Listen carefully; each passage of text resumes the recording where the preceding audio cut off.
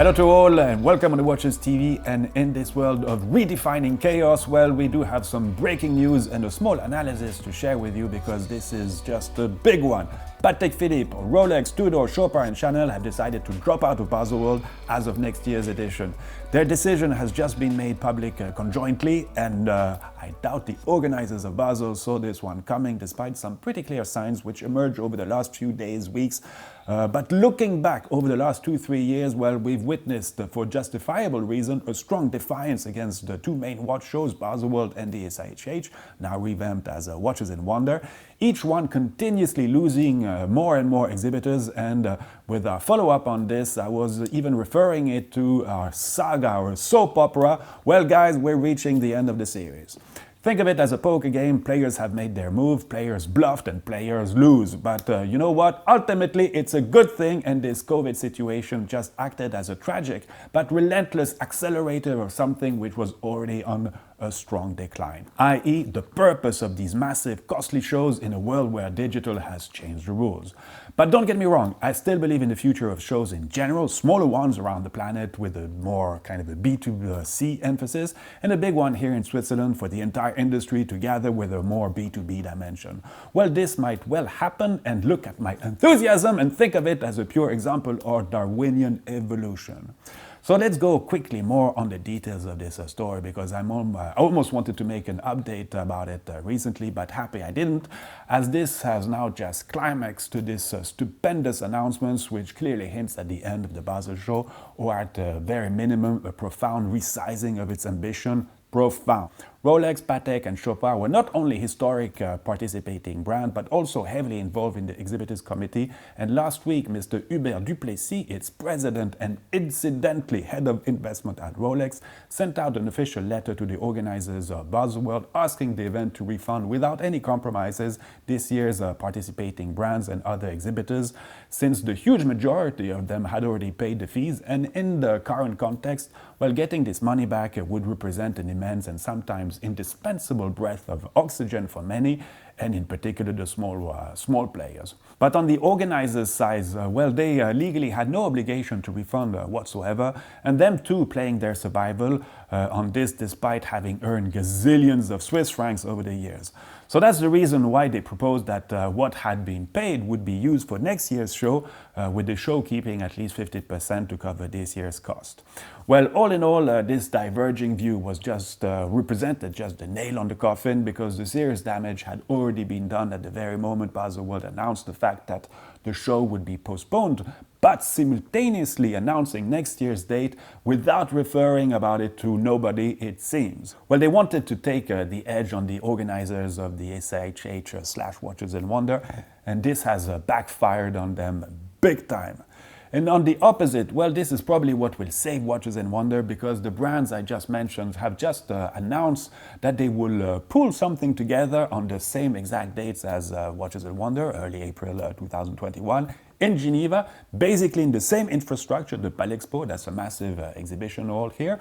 But the actual format has not yet been revealed, apart that they are not formally joining Watches and Wonder. It is another event, but I'm pretty sure that it won't only be open for these 5 brands. Definitely more will join in. For instance, I'm convinced that the LVMH brands, TAG Heuer, Hublot, Zenith and Bulgari will soon announce their Basel departure. And then, well, game over. Basel could convert itself into the world's biggest bowling alley, since they seem to like being the biggest at things. Well, joke aside, unfortunately, well, this ultimately is good for Geneva, which now clearly becomes the undisputed capital of watchmaking. And when I just said that it saved Watches and Wonder, well, in my opinion, there was a great probability that the show would have been abandoned in its current form. I mean, the show simply costing too much for the brands. Remember that Audemars Piguet, Richard Mille, Greubel Forsey, and even Van Cleef & Arpels, though a Richemont Group brand, well, they left the event. Because yes, we are talking serious money, and money for these guys is one thing, but what you put in front of it, what you get out of it, is even more important. An equation that was no longer working. So yes, I do expect great changes. I am very happy for Geneva and for the brands, But I'm very sad for Baselworld, and I do have great memories there, but things evolve. And one thing I would like to express clearly is that what just unfolded is the result of years of bad judgment, bad strategy, some arrogance, thinking that things are forever, overpriced everything, booth space, accommodation, restaurant. Well, the list is unfortunately too long. Like I said, the elastic, just snapped 2-3 years back, and the current management tried to recuperate the situation, but that was a complicated mission, if not an impossible one. Trust was lost, people were annoyed and fed up. So despite some good ideas, which I sincerely did salute regarding the evolution of the show, well, I think they still didn't believe that their future was such at jeopardy, and well, they didn't act accordingly. Okay, maybe this official complaint regarding the non-reimbursement of the fee was just the perfect excuse, since the fallback plan was most certainly already existing. But then as the organizer, well, you do whatever you can to recuperate the situation. Well, at least involve massively, your key allies, these historic participating brands, which, by the way, are all based in Geneva, and you don't open the door for these guys to leave back home. And the full pullout of the Swatch Group a couple of years back was enough of a big blow, a symbolic and financial blow, and that's more than a big warning sign. Again, bad judgment, probably drawn by too greedy shareholders, and their inaptitude to accept the evolution of things, this kind of, no, we believe in business as usual, and that's it. Well, it doesn't work like this, and we don't know what the future looks like for Baselworld, apart that it's kind of black, since there is a high probability that the show will simply be going down the drain, or maybe some kind of a wishful thinking continuation at a much smaller scale, one of humility. A big show in Geneva for the big players, maybe 50 high-end brands, side shows throughout the city, brands all have boutiques and even ateliers around here, and then something slightly more modest for Basel, why not? But I'm not too convinced. And I'll just add something to illustrate my point. Baselworld belongs to a publicly traded company called MCH. They own the show and they own the infrastructure, the walls. When it was asked to Baselworld's current managing director why and how he could justify a cost of 20 million already spent this year, and by the way, with the main reason why he could not reimburse fully the brands, well, one of his response was that he had spent so far 9 million to rent the halls. Well, don't they belong to the same company? Can't they make some kind of simple write-off, at least, show some kind of understanding? Well, no, that was beyond their capability, and unfortunately symbolizes too well the reason for its demise. Well, anyhow, and let's be as positive as usual, as we will probably have a great show, or should I say great shows, here in April next year. Will definitely make our lives easier, and we'll be able to make an even greater coverage of all this. Isn't this exciting?